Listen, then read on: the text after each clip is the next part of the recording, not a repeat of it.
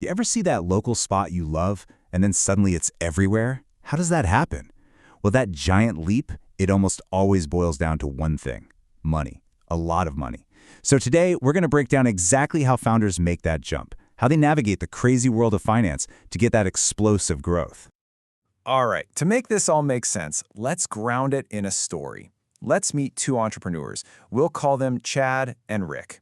And these guys are the brains behind a super popular, but still kind of small chain of Mexican restaurants. And when I say popular, I mean business is booming. They've got 3 La Cantina restaurants, and every single night there are lines out the door. I mean, they've absolutely nailed the concept. So naturally, they're thinking bigger. They're dreaming of national expansion. But here's the crazy part. Their success, it's actually a huge problem for them.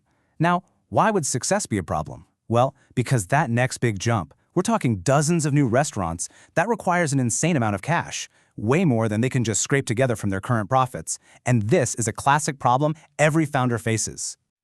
Yep, it's the founder's dilemma. How do you pour gasoline on that fire of success to make it grow without accidentally burning the whole thing to the ground?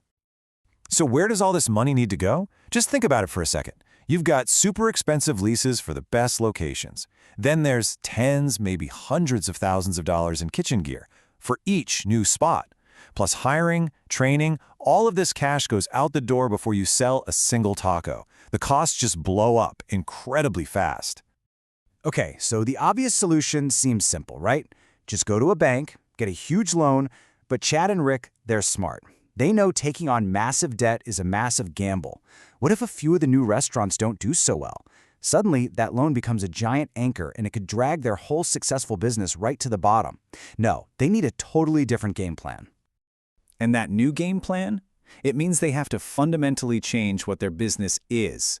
It's time to build something called a corporate shield.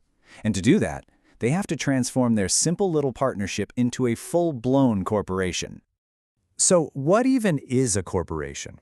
Well, the simplest way to think about it is this. It's a legal magic trick that turns the business into its own person, at least in the eyes of the law. La Cantina isn't just Chad and Rick's place anymore. It's its own separate thing. And that one little distinction, it changes everything. Because that separation creates the number one, most important benefit. It's called limited liability. Here's what that means. If the corporation takes on debt and can't pay, or if it gets sued, it's the company's assets that are on the line. Chad and Rick's personal stuff, their houses, their cars, their savings, is protected. It's like a financial firewall. That is the corporate shield. Now, getting this done involves a bit of legal paperwork, of course. You got to file some articles of incorporation, create bylaws, basically the rule book for the company, and then, and this is the key part for our story, you issue shares of stock. Because those little pieces of paper, they are about to become the key that unlocks all the funding they need. And that brings us to their brilliant new strategy.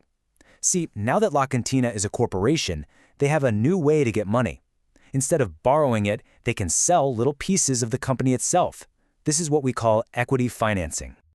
Honestly, the best way to picture this is with a pie. The whole company, La Cantina, is one giant pie. By selling stock, Chad and Rick are literally carving out little slices of that pie and selling them to investors. And in return for those slices, they get cold, hard cash to grow the business. And the best part? No debt. So before they bring in any outside investors, the ownership pie is super simple. It's all theirs. Chad and Rick own 100%. They call all the shots. But check it out. After they sell some stock, that pie looks totally different. They've sold off, say, 30% of the company to a couple of investors. Now, they still own the majority, 70%, but their personal stake has gotten smaller. It's been diluted. And that, right there, is the fundamental trade-off. You get the cash, which is awesome, but you have to give up a piece of your company forever to get it. Now get this, not all stock is the same. There are 2 main flavors, common and preferred. Think of common stock as the standard model. It usually comes with voting rights. You get a say in how the company is run.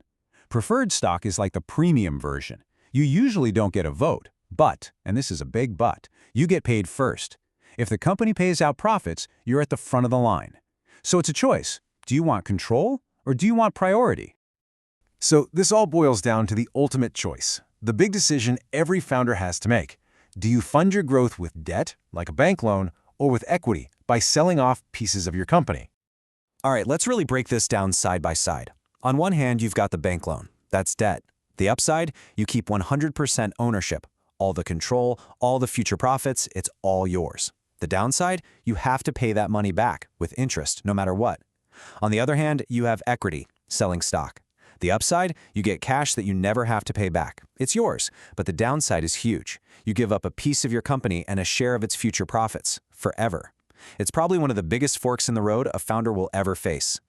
So in our story, Chad and Rick decided that the risk of all that debt was just too scary. They chose equity. And with that one decision, their entire world just changed.